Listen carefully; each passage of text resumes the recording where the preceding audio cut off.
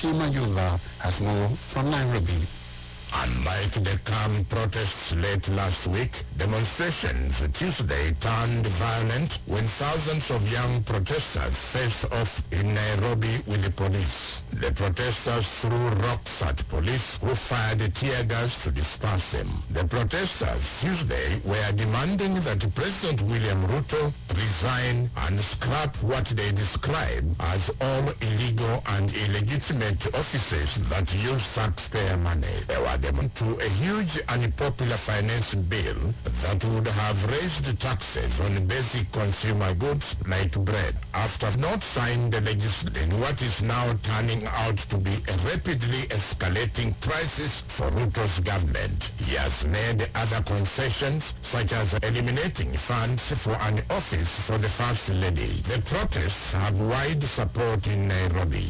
Johnny, take action. Tuesday morning, Kenya's Chief Judge Martha Koome appealed to police to refrain from using extreme force on the protesters. We cannot, for us judges and judicial officers, envisage anybody taking law into their own hands and taking away life. Perpetrators must be charged and prosecuted in accordance with the law. In addition to demanding that Ruto resign, the protesters demand that salaries and allowances for members of parliament be cut. Ruto has said that it is not within his power. This woman, who didn't give her name, backs the demonstrator. Rights groups say more than 300 protesters have been injured and hundreds more arrested. For VOA parliamentary elections, opposition 2024, then in two previous of only two candidates allowed to challenge President Kagame. Several others, including two prominent women, have been denied the right, including youth unemployment. First of 2017, we had no people in parliament, but in 2017, we were able to get 5% of the national vote and entered parliament. And then from that, we have been able to build our party structures. We have women structures, youth structures, and party structures from the district level, provincial level, and national level. So these are all the strengths that we are witnessing right now, that wherever we go, we have a lot of people, we have a lot of women, we have a lot of youth, and other people, mature people, big following, because we've been building these structures from that period of 2017 up to now. So it's for the last 2 years from the people. So we're responding to people's needs and people's issues and concerns, and we're providing alternative solutions and permanent solutions. So people are very excited. Talk about the proposal you are putting forward going into the election. One is about you would like to revise the retirement age from 65 to 60 years. Why? Because we want to reduce the retirement age, what we call the pensionable age, from 65 to 60. Because we find that the life expectancy right now in Rwanda is about 67. So if you give people retirement up to 65, it means that they have very short time to enjoy. But also what we call people who want to go in pension earlier, in advance, it's allowed to do it 5 years before.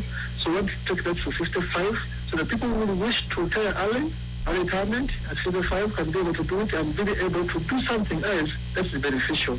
This we're trying to do it so that people can be able to enjoy. Because now you find that people go into pension and they have very little time remaining to create employment opportunities for young people. Because in Rwanda you're allowed to start employment from the age of 16. Normally the age is 18. So still in jobs. So when the people retire, or mature people retire early, it gives chance for the younger generation to get jobs.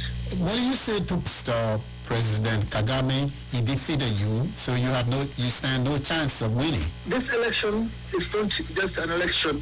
It's an election about hope, election about light, election about bringing permanent solutions. So I'm a candidate of hope. I'm bringing hope to the people of Rwanda.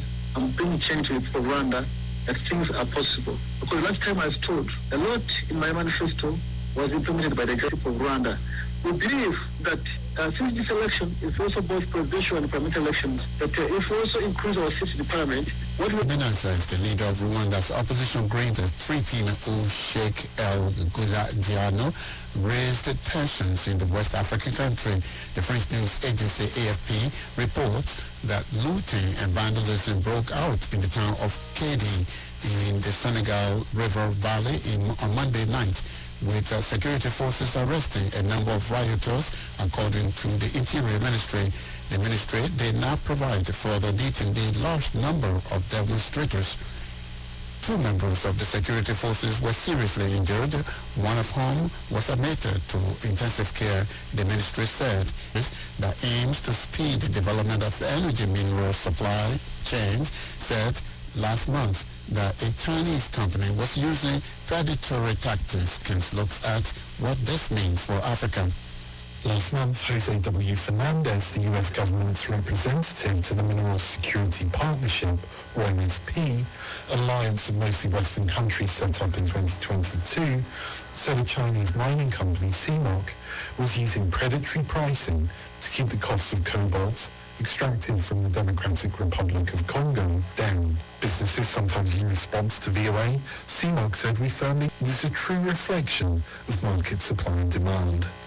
The MSP says its aim is to eliminate predatory pricing and to reform. Also, the U.S. Undersecretary of State for Economic Growth, Energy and the Environment says African minerals like cobalt are essential for the world's transition to green energy in the face of climate change. We need Africa. We need African resources in order to do that. That's an opportunity for Africa, and Africa can demand what it's always wanted, which is technical assistance, knowledge transfer, to steal control of strategic resources away from the People's Republic of China as its rivalry with the West intensifies. Fernandez says this isn't the case. The objective here is to diversify our supply chains. It is true that for the most part, the PRC controls many of these minerals. That's a vulnerability not only for the West, but for all of us, is we aim to do all of this while upholding high environmental, social, and governance values. And by that I mean working with communities to make sure that communities benefit from their natural resources. Mining experts told VOA that Chinese companies are carrying out some of the worst practices in the mining industry and that the MSP is important in offsetting that. Andre Bayer is CEO of Core. Those that do not have the same scruples, but what no longer even... Analyst says the MSP's task is difficult because it and Western countries do not have the same sway, control or leverage that China has over its private companies. Christian Gerard Niemer is with the China Global South Project. So that's why whether being the MSP, the IRA, or the Critical Raw Material Act in Europe, or any kind of initiative in Canada and Australia, they are all depending on one thing. They're depending on the fact that private companies will be willing to follow through with the strategy. Ultimately, Fernandez says African countries will have to decide for themselves whom to partner with. Henry Wilkins, VOA News.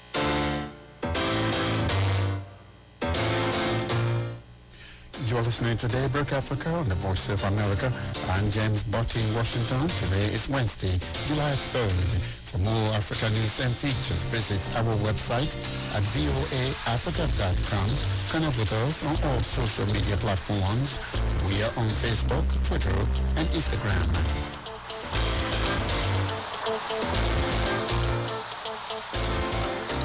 Multinational Joint Task Force in the Lake Chad Basin says several hundred fighters from jihadist groups Boko Haram and Islamic State West Africa probe this week. Moki Edwin Kizeka reports from Yaoundé that an ongoing operation dubbed Lake Sanity 2 aims to obliterate all terrorist camps around Lake Chad. Scores of villagers shout they have lost at least 24 relatives in attacks in villages along Cameroon's border with Nigeria. In a video circulated on social media and broadcast on Chad State